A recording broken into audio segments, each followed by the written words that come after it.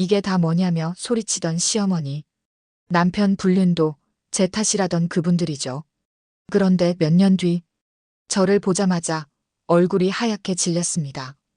대체 무슨 일이 있었던 걸까요? 여보, 이거 당신 생일 선물이야. 김지연은 갑작스러운 남편의 선물에 당황했습니다. 20년 넘게 결혼 생활을 해오면서 생일 선물은커녕 기념일도 잘 기억 못하던 남편. 박철수가 고가의 손목시계를 내밀었으니까요. 웬일이래? 비싼 거 같은데. 지연은 의아했지만 마음 한편으로는 기뻤어요. 요즘 남편이 부쩍 다정해진 게 느껴졌거든요.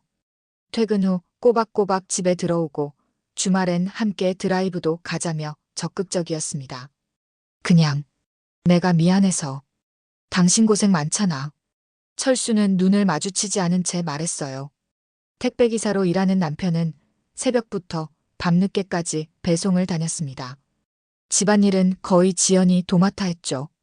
생활비도 빠듯했지만 지연은 주부로서 집에 있는 시간을 활용해 중고거래로 소소한 용돈벌이를 했어요. 이것 봐, 중고 사이트에서 구한 빈티지 그릇이야. 5만 원에 사서 12만 원에 팔았지 뭐야. 지연은 남편에게 자랑했지만 철수의 반응은 시큰둥했어요. 그런 잡동사니 모으는 거 그만하지. 우리 집 창고처럼 변해가잖아. 남편은 늘 그랬습니다. 지연의 중고 거래를 쓰레기 모으기라며 무시했죠. 하지만 그녀에게는 나름의 안목이 있었어요. 단종된 제품이나 희귀 아이템을 찾아내는 눈썰미가 있었거든요. 어느 토요일 아침, 지연은 우연히 남편의 휴대폰을 발견했습니다. 택배 배송 중 잊고 간 모양이었어요. 그때 울린 카카오톡 알림음. 호기심에 화면을 들여다본 순간 지연의 얼굴이 굳어졌죠. 오빠, 오늘 만나기로 했잖아요. 어디세요? 보낸 사람은 미진이었습니다. 프로필 사진 속 여자는 분명 30대 초반으로 보였어요. 지연의 가슴이 쿵 내려앉았습니다. 더 둘러보니 대화 내용은 더 충격적이었죠. 어제 보내준 시계 고마워요. 딱 제가 원하던 거였어요. 지연의 손이 떨렸어요. 그 시계. 남편이 자신에게 준 것과 똑같은 모델이었습니다. 그날 밤 지연은 늦게 들어온 남편을 기다리고 있었어요. 철수 씨, 휴대폰 놓고 갔더라고요. 지연의 목소리는 이상할 정도로 담담했습니다. 철수는 순간 얼굴이 하얘졌어요. 아, 그래. 고마워. 미진이라는 사람이 연락 많이 했던데. 친구예요? 철수는 말을 더듬었습니다. 그냥 배송지 고객인데. 거짓말이었어요.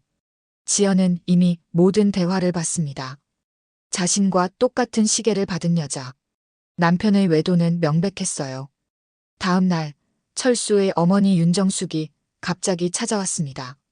지연은 시어머니에게 남편의 외도 사실을 말하려 했어요. 하지만 정숙의 첫마디가 그녀를 얼어붙게 했습니다. 아이고, 다 됐네. 내가 우리 아들 이렇게 고생시킬 줄 알았으면 진작 너희 이혼시켰어. 지연은 혼란스러웠어요. 무슨 말씀이세요, 어머님? 뭘 무슨 말이래?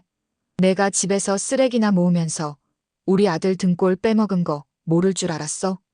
철수가 다른 여자 만난 것도 다 너 때문이야. 지연은 충격에 말을 잇지 못했습니다.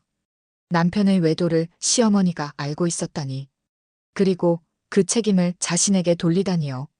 어머님, 제가 뭘 잘못했는데요?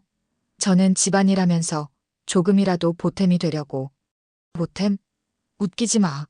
내가 물건 사들이느라 우리 아들. 돈 얼마나 썼는지 알아? 쓰레기 같은 것들 모아놓고 장사한다고? 시어머니의 모욕적인 말에 지연의 가슴이 찢어졌어요. 20년 결혼 생활, 아들 하나 키우며 묵묵히 살아온 세월이 한순간에 무너지는 기분이었습니다. 이혼하자. 철수는 퇴근 후 거실에 앉아 단호하게 말했습니다. 지연은 그 한마디에 온몸의 힘이 빠졌어요. 갑자기 무슨 소리야? 우리 20년을. 미안해.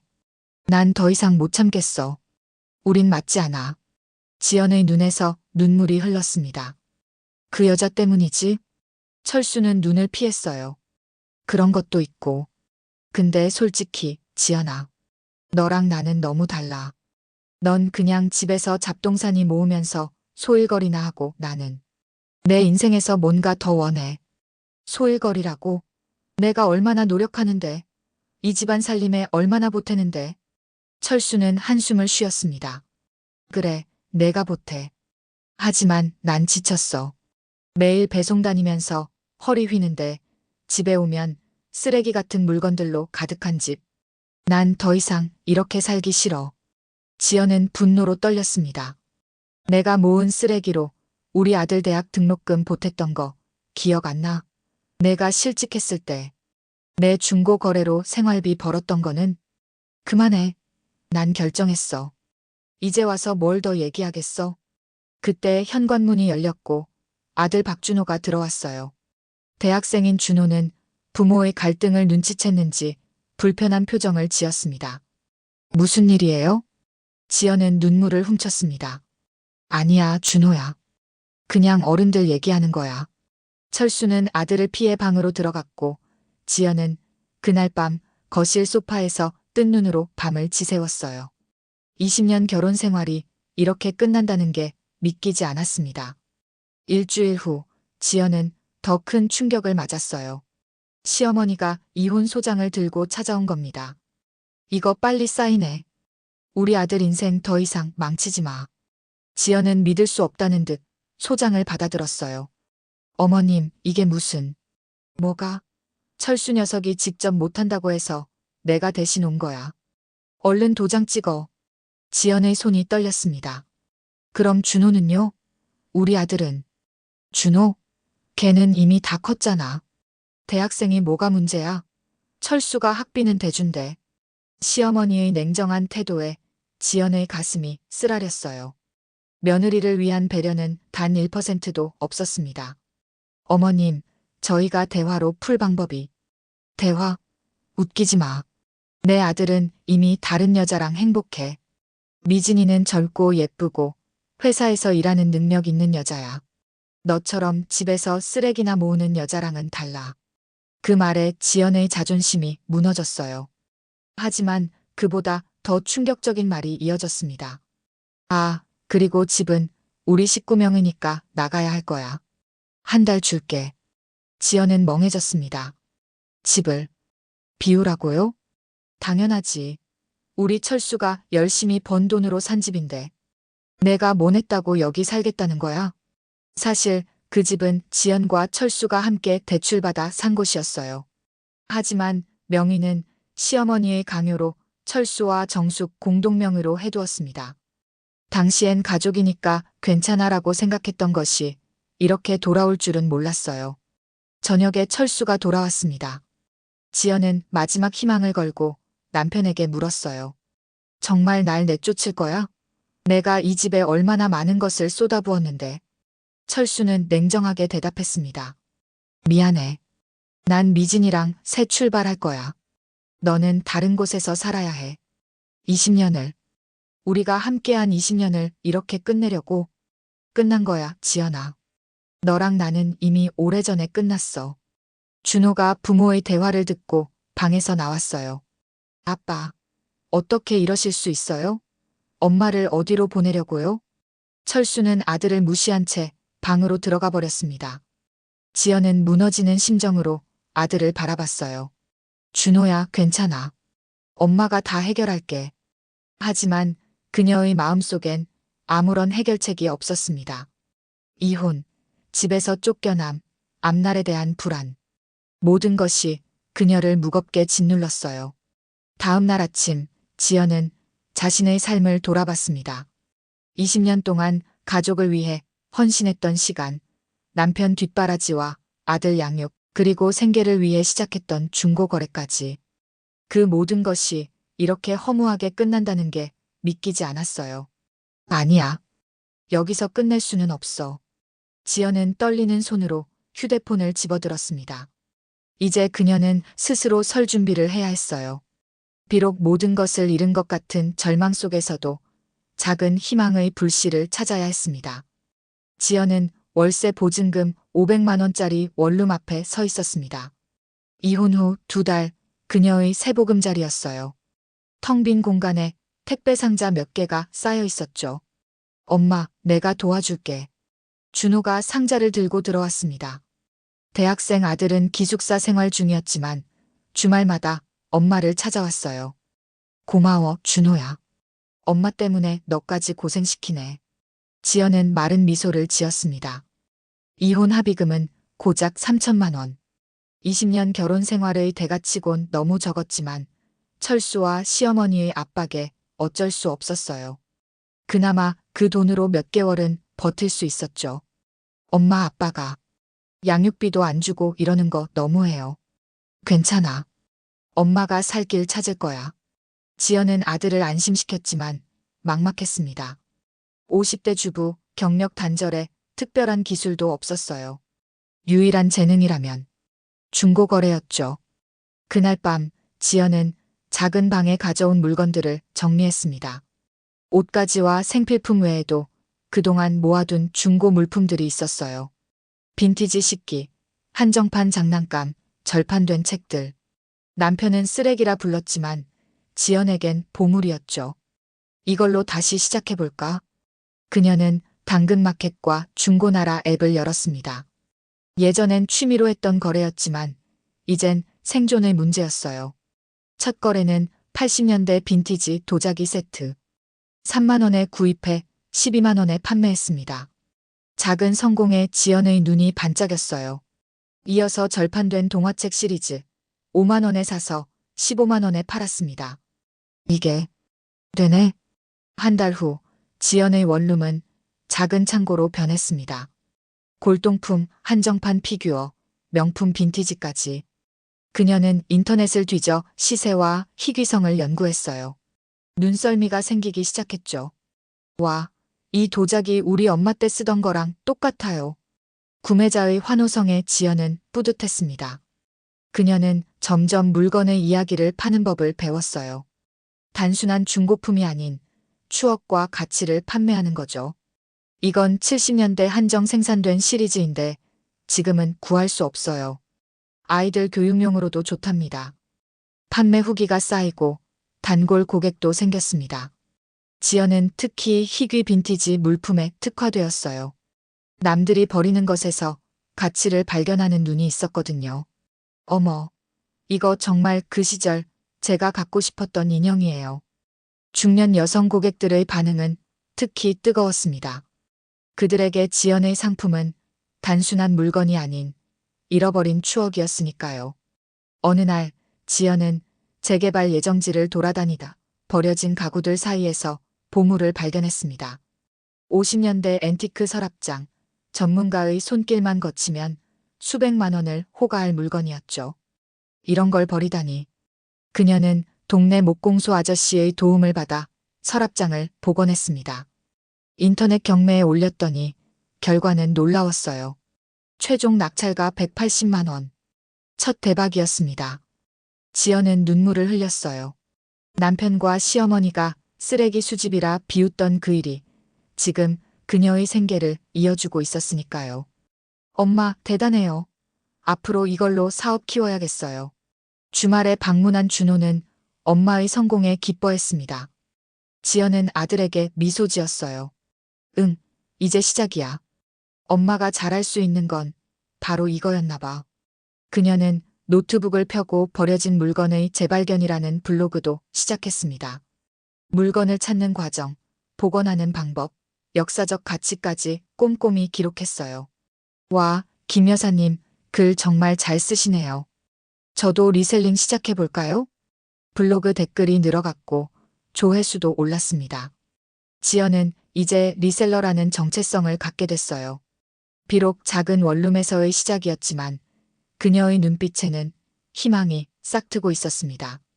어머니, 제가 왜 가야 하는데요? 지연은 전화기를 붙잡고 물었습니다. 시어머니 정숙의 갑작스러운 방문 요청에 당황했어요. 내가 너 좀 볼 일 있어. 이혼한 사이라도 아들 엄마니까 오는 게 예의 아니야? 반강제로 끌려간 카페에서 지연은 뜻밖의 광경을 마주했습니다. 시어머니와 함께 철수 그리고 낯선 여자가 앉아 있었어요. 이 사람이 미진이야. 우리 철수랑 곧 결혼할 사람. 정숙의 뻔뻔한 소개에 지연의 가슴이 찢어졌습니다.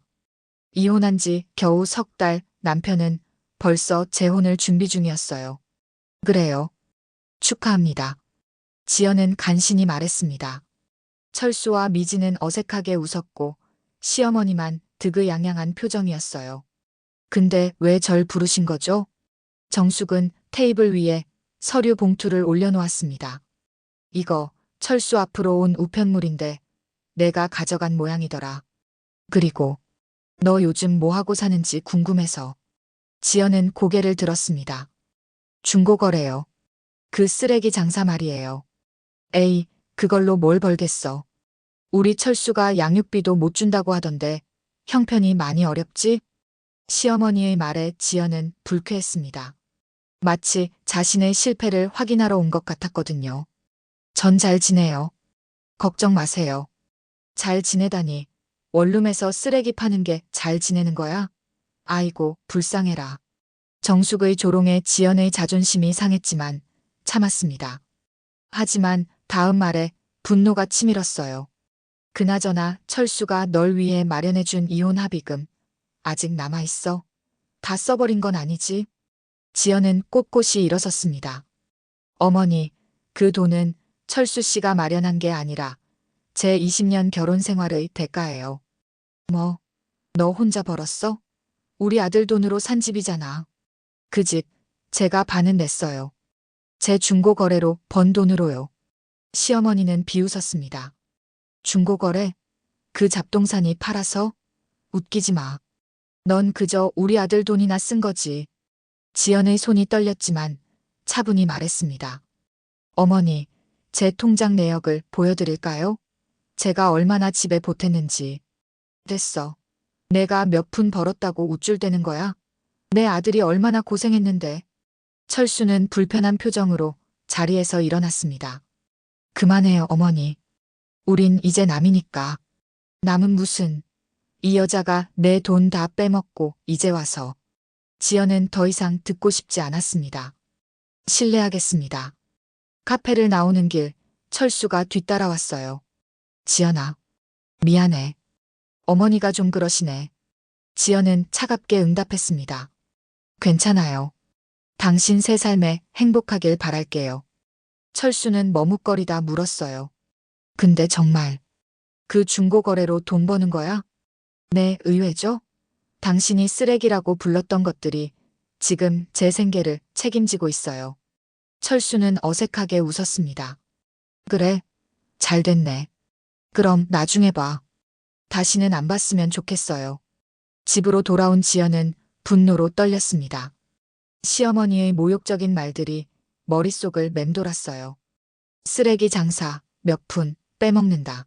내가 보여줄게. 지연은 결심했습니다. 이제 단순한 생계유지가 아닌 진정한 성공을 향해 나아갈 거예요. 시어머니와 철수에게 자신의 가치를 증명하고 싶었습니다. 그날 밤 지연은 온라인 비즈니스 강의를 찾아들었습니다. 소셜미디어 마케팅, 제품 사진 촬영법, 가격 책정 전략까지 주부에서 사업가로 거듭나기 위한 첫걸음이었어요. 이제 시작이야. 내가 할 수 있는 걸 보여줄 시간이다. 김지연 씨, 여기 사인 부탁드립니다. 택배기사가 내민 전자기기에 지연은 서명했습니다. 6개월 전 원룸에서 시작한 그녀의 리셀링 사업은 이제 소형 사무실로 확장되었어요. 세컨드 라이프라는 간판까지 달았죠. 오늘도 물건이 많이 들어왔네요. 직원 수민이 택배 상자를 정리했습니다. 이제 지연은 혼자가 아니었어요. 20대 대학생, 아르바이트생 2명이 그녀를 돕고 있었죠. 이번엔 60년대 레코드판이야. 해외 컬렉터가 구매 예약한 물건이지. 지연의 사업은 점점 전문화되었습니다. 국내 중고 거래를 넘어 해외 바이어들과 거래하기 시작했고 빈티지 패션, 클래식 레코드, 희귀 장난감 등으로 영역을 확장했어요. 특히 그녀의 안목은 업계에서 인정받고 있었습니다. 지연 대표님, 이번 빈티지 페어에도 참가하시죠? 동종업계 사람들의 연락이 늘었고 SNS 팔로워도 2만 명을 넘어섰어요. 버려진 물건의 가치를 발견하는 여자라는 타이틀로 잡지 인터뷰까지 했습니다. 그날 오후 지연은 특별한 고객과 약속이 있었어요. 대기업 마케팅팀에서 빈티지 제품을 활용한 프로모션을 의뢰했거든요. 처음으로 큰 계약을 앞둔 그녀는 설렜습니다. 지연 씨, 우리 회사에서 레트로 콘셉트로 캠페인을 기획 중인데 당신의 안목이 필요해요. 클라이언트와의 미팅은 성공적이었습니다. 계약금으로 3천만 원, 성과에 따라 추가 수당까지. 지연은 이제 단순한 리셀러가 아닌 빈티지 컨설턴트로 발돋움하고 있었어요. 미팅을 마치고 사무실로 돌아오는 길, 갑자기 휴대폰이 울렸습니다. 발신자는 시어머니였어요. 여보세요? 지연아, 큰일 났어. 철수가. 정숙의 다급한 목소리에 지연은 놀랐습니다. 이혼 후 연락이 거의 없었는데 갑작스러운 전화였어요. 무슨 일이세요? 철수 회사가 부도 위기야. 빨리 좀 와줘. 지연은 혼란스러웠습니다. 제가 왜요? 이제 남이잖아요. 아이고, 이럴 때 그런 말이 나와. 너도 준우 엄마고 우리 아들 20년 같이 살았잖아. 지연은 망설였지만 결국 시어머니가 알려준 주소로 향했습니다. 그곳은 고급 레스토랑이었어요. 의아한 마음으로 들어서자 철수와 정숙, 그리고 낯선 남자가 테이블에 앉아 있었습니다. 왔구나. 이리 와서 앉아. 지연은 조심스럽게 자리에 앉았습니다. 무슨 일인지. 시어머니가 끼어들었어요. 얘가 바로 내가 말한 지연이야. 우리 철수 전처지. 낯선 남자가 명함을 내밀었습니다. MK인베스트먼트 이사 김동현입니다. 지연은 점점 더 혼란스러웠어요. 투자회사요? 철수가 어색하게 웃으며 말했습니다. 실은 내 회사에 투자자를 찾고 있어. 배송 사업을 확장하려고. 그런데 제가 왜요? 시어머니가 대답했어요. 아이고, 너도 이제 사업한다며? 그래서 혹시 투자할 의향 있을까 해서. 지연은 믿을 수 없다는 듯 그들을 바라봤습니다. 투자요? 제가 전 남편 사업에 투자하길 바라시는 거예요? 철수가 급하게 말했습니다. 아니, 그게 아니라 동업하자는 거지. 너도 물류 필요하잖아. 그 중고 물건들. 지연은 천천히 숨을 내쉬었습니다. 상황이 이해되기 시작했어요. 그들은 그녀가 성공했다는 소문을 듣고 이용하려는 것이었죠. 철수 씨, 솔직히 말해보세요. 회사가 어떤 상황인가요? 철수는 눈을 피했고 동현 이사가 대신 말했습니다. 솔직히 부채가 좀 있습니다. 하지만 사업 아이템은 좋아요.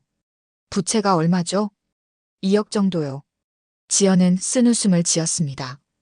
그녀를 쓰레기 장사꾼이라 불렀던 사람들이 이제 와서 돈을 요구하고 있었어요. 죄송하지만 저는 관심 없습니다. 시어머니가 버럭 화를 냈어요. 뭐, 이 은혜도 모르는 년아.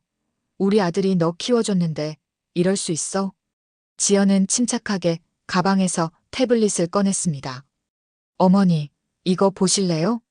화면에는 철수와 미진의 중고거래 내역이 떠 있었어요. 시계뿐만 아니라 명품 가방, 보석까지. 모두 지연과 똑같은 제품들이었습니다. 이게 뭐야? 철수 씨가 외도할 때 제게 준 것과 똑같은 선물을 미진 씨에게도 주더라고요. 그런데 재밌는 건 지연은 화면을 넘겼습니다. 이번엔 시어머니 명의의 대출 서류였어요. 어머니가 철수 씨 명의로 빚을 내신 흔적도 있네요. 아마 세금 체납도 있을 것 같은데. 시어머니와 철수의 얼굴이 하얗게 변했습니다. 지연은 차분하게 말을 이었어요. 대표님, 이런 회사에 투자하실 건가요? 동현 이사는 당황한 표정으로 자리에서 일어났습니다. 죄송합니다만 저는 이만 실례하겠습니다. 철수가 다급하게 그를 붙잡으려 했지만 이미 늦었어요.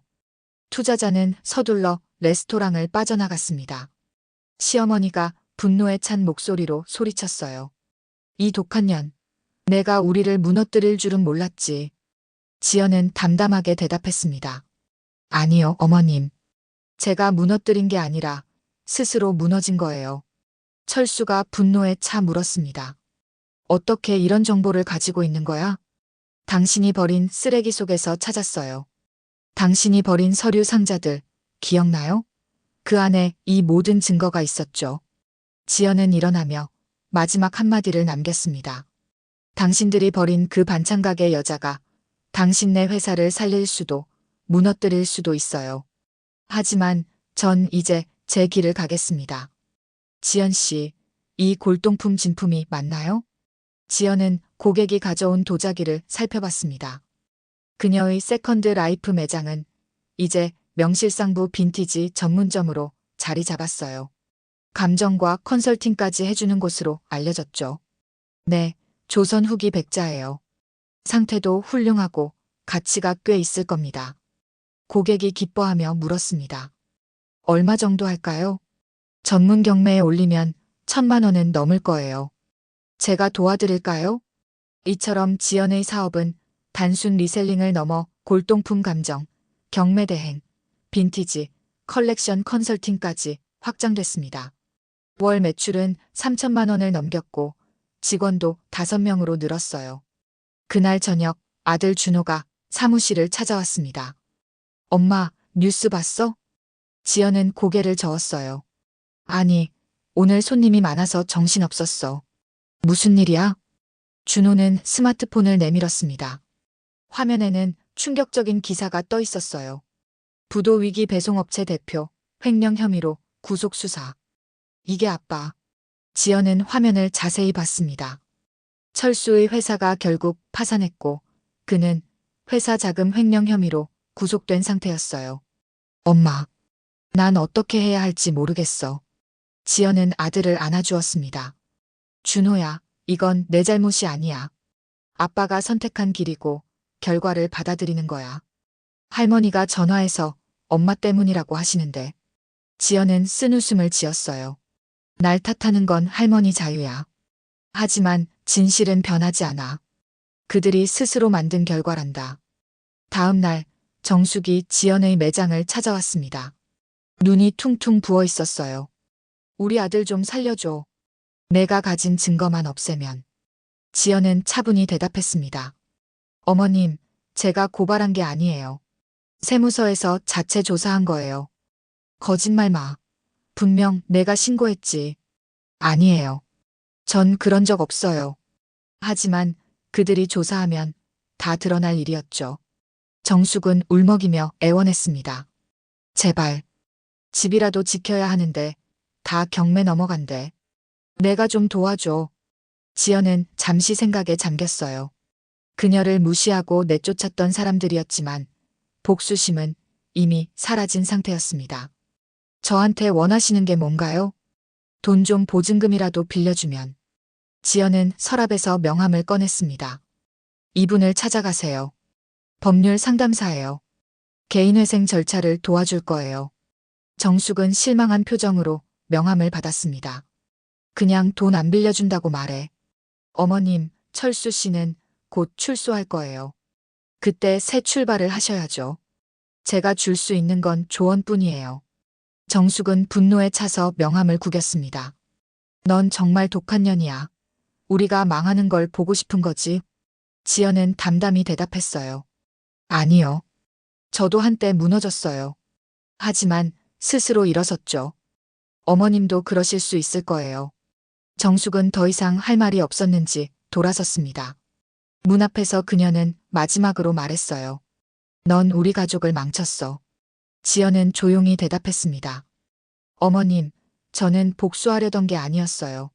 저도 제 인생을 살아야죠. 정숙이 떠난 후 지연은 창가에 서서 바깥을 바라봤습니다. 그녀의 마음엔 이상하게도 분노나 승리감이 아닌 평온함이 깃들었어요. 이제 과거의 상처는 흉터로 변해 그녀를 더 강하게 만들었습니다. 그날 밤 지연은 준호에게 전화를 걸었어요. 준호야, 아빠가 출소하시면 만나봐. 그래도 내 아빠니까. 엄마, 괜찮아.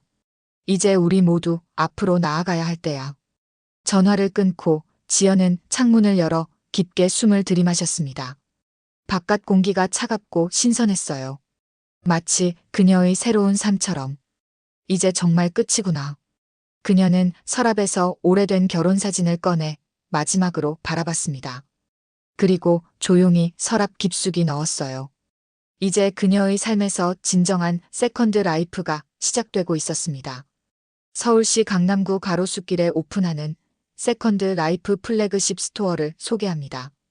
카메라 플래시가 터지는 가운데 지연은 테이프를 자르며 미소 지었습니다. 이혼 후 3년 그녀의 작은 리셀링 사업은 빈티지 전문 브랜드로 성장했어요. 지연 대표님, 성공 비결이 뭐라고 생각하세요? 기자의 질문에 지연은 진심을 담아 대답했습니다. 버려진 것들의 가치를 발견하는 거예요. 사람들이 쓰레기라고 부르는 것들 속에서 보물을 찾아내는 일이죠.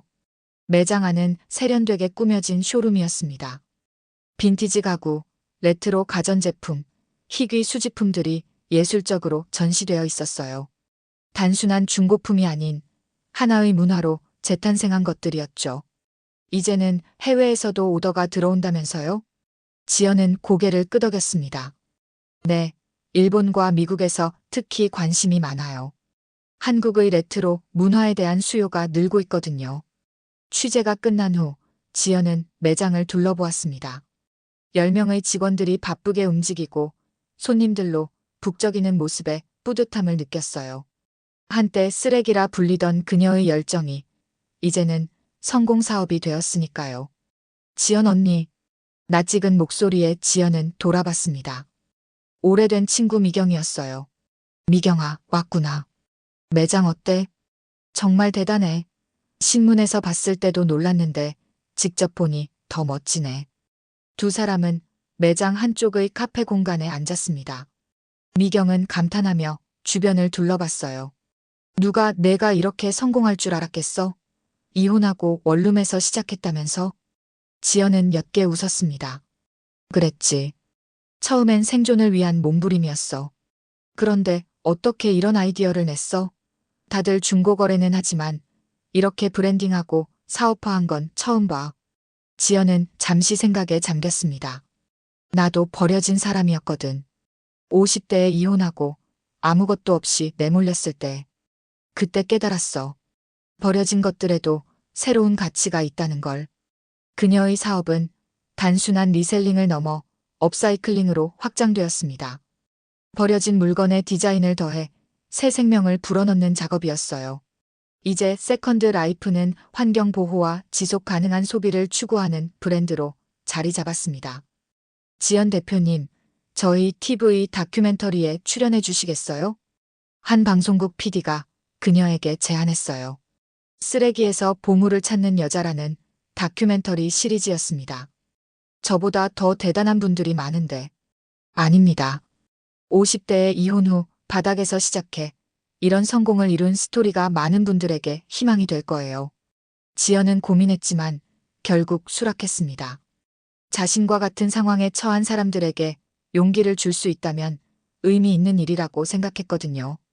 다큐멘터리는 큰 반향을 불러일으켰습니다. 특히 중년 여성들 사이에서 지연 신드롬이 일어났어요. 그녀처럼 중고거래와 리셀링을 시작하는 사람들이 늘어났죠. 엄마, 방송 봤어요. 정말 자랑스러웠어. 준호가 사무실을 찾아와 말했습니다. 이제 대학원생이 된 아들은 어머니의 든든한 지원자였어요. 고마워, 준호야. 내가 있어서 여기까지 올 수 있었어. 아니에요. 엄마가 정말 대단한 거죠. 그런데 아빠가 연락했어요. 지연은 잠시 굳었습니다. 철수 씨가 뭐라고? 출소하셨대요. 그리고 방송 보고 엄마 연락처 좀 알려달라고. 지연은 창밖을 바라봤습니다. 철수와는 이미 오래전 일이었어요. 분노도 미움도 이제 남아있지 않았죠. 알려줬어? 네. 괜찮을까요? 지연은 미소 지었습니다. 괜찮아. 이제 우린 다 어른이니까. 그날 밤 예상대로 철수에게서 전화가 왔습니다. 지연은 담담하게 전화를 받았어요. 여보세요? 지연아. 오랜만이다. 철수의 목소리는 예전보다 훨씬 늙어 있었습니다. 교도소 생활의 흔적이었을까요? 방송 봤어. 정말 대단하더라. 고마워. 잘 지냈어? 어색한 침묵이 흘렀습니다. 마침내 철수가 말을 이었어요. 미안해. 그때 너한테 못되게 굴어서. 지연은 깊게 숨을 들이마셨습니다. 괜찮아. 이제 다 지난 일이야. 정말 잘 됐더라. 내가 그렇게 성공할 줄은. 놀랐어. 지연은 쓴웃음을 지었어요. 나도 놀랐어. 그때 내가 쓰레기라고 불렀던 그 일이 지금의 나를 만들었으니까. 전화를 끊은 후 지연은 테라스로 나갔습니다. 서울의 밤 풍경이 눈 아래 펼쳐졌어요. 그녀의 삶은 이제 완전히 새로워졌습니다. 더 이상 누군가의 아내나 며느리가 아닌 온전한 김지연으로 살아가는 삶이었죠. 버려진 물건도 다시 빛나는 법이지. 지연은 자신의 모토를 조용히 중얼거렸습니다. 그것은 단순한 사업 철학이 아니라 그녀 자신의 인생 이야기였으니까요. 지연 씨, 정말 이 프로젝트에 투자하실 건가요? 젊은 여성 창업자가 긴장된 표정으로 물었습니다. 지연은 미소 지으며 고개를 끄덕였어요. 네, 좋은 아이디어예요. 특히 이혼한 중년 여성들을 위한 재취업 지원 플랫폼이라니 의미 있는 사업이죠. 이제 지연은 단순한 사업가를 넘어 엔젤 투자자로도 활동하고 있었습니다. 특히 그녀가 관심을 갖는 분야는 사회적 약자, 특히 경력 단절 여성들을 위한 비즈니스였어요. 혹시 개인적인 경험 때문인가요? 지연은 부드럽게 웃었습니다. 그렇죠. 저도 50대에 모든 걸 잃고 다시 시작했으니까요. 그런 경험이 있는 사람들이 서로 도와야 한다고 생각해요. 회의를 마치고 사무실로 돌아오는 길, 운전기사가 조심스럽게 말을 건넸습니다. 사장님, 강남역에서 손님이 기다리고 계신데요. 손님? 약속 있었나? 아, 어르신인데 꼭 뵙고 싶다고. 지연은 의아했지만 승낙했습니다. 강남역에 도착하자 놀랍게도 시어머니 정숙이 서 있었어요. 3년 만의 재회였습니다. 어머니, 정숙은 많이 초췌해진 모습이었습니다. 지연의 차에 올라타며 어색하게 인사했어요. 오랜만이구나. 지연은 정중하게 대응했습니다. 어디로 모실까요? 그냥 조용한 카페 같은데. 둘은 근처 카페로 향했습니다. 테이블에 앉자 정숙은 한참을 머뭇거리다 입을 열었어요. 잘 지내나 보구나. 방송도 보고 신문에서도 봤어. 지연은 간단히 대답했습니다. 네, 덕분에요. 우리 아들 철수 만났니? 전화로 잠깐 이야기했어요. 정숙은 깊은 한숨을 내쉬었습니다. 그 녀석 출소하고 나서 취직도 못하고 미진이란 여자도 떠나버리고. 지연은 침묵했습니다. 시어머니의 말이 이어졌어요. 내가 미진이 데리고 왔을 때, 그때 내가 얼마나 상처받았을지 이제야 알겠다. 지연은 놀라운 눈으로 시어머니를 바라봤습니다. 이런 말을 들을 거라고는 생각지 못했거든요. 괜찮아요, 어머님. 이제 다 지난 일인걸요. 정숙은 갑자기 울음을 터뜨렸습니다. 아니야. 내가 너무 잘못했어. 내 아들만 생각하고 너한테 너무 못되게 굴었어. 지연은 당황했지만 티슈를 건네며 기다렸습니다. 정숙이 계속 말했어요. 내가 그렇게 대단한 사람인 줄 몰랐어. 쓰레기라고. 그렇게 무시했던 내일이 이렇게 빛날 줄이야.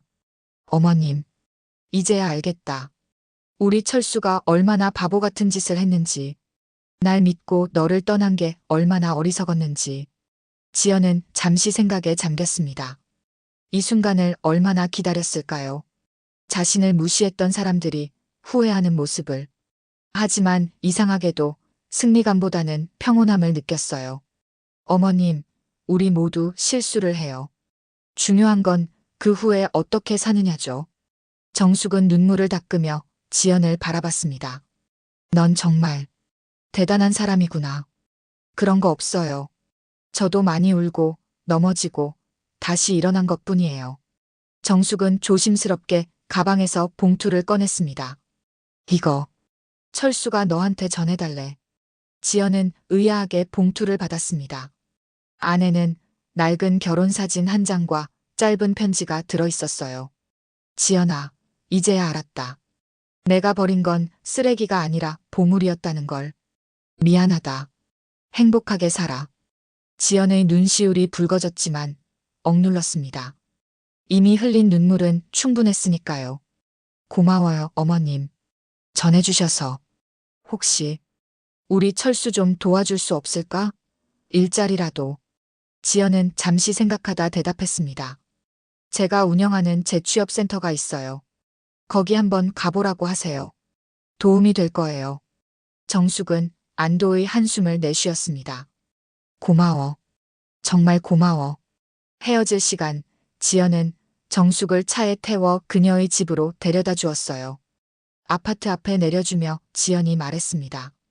어머님, 한 가지만 기억해 주세요. 저는 복수하려던 게 아니었어요.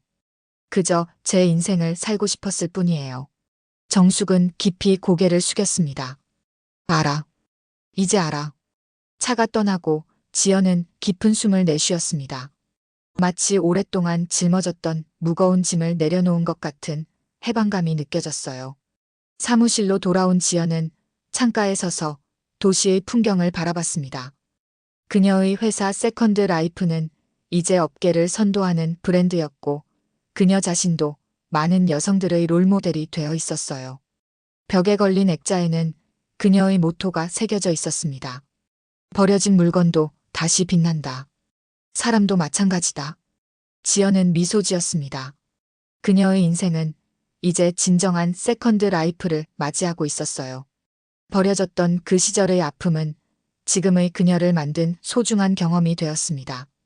제2의 인생은 더 아름답다. 지연은 조용히 중얼거렸어요. 그녀의 눈에는 미래를 향한 결연한 의지와 평온함이 깃들어 있었습니다. 이것이 진정한 복수의 완성이자 그녀만의 승리였으니까요. 오늘의 이야기는 여기까지입니다. 여러분의 구독과 좋아요는 영상 제작에 큰 힘이 됩니다. 구독과 좋아요 부탁드립니다.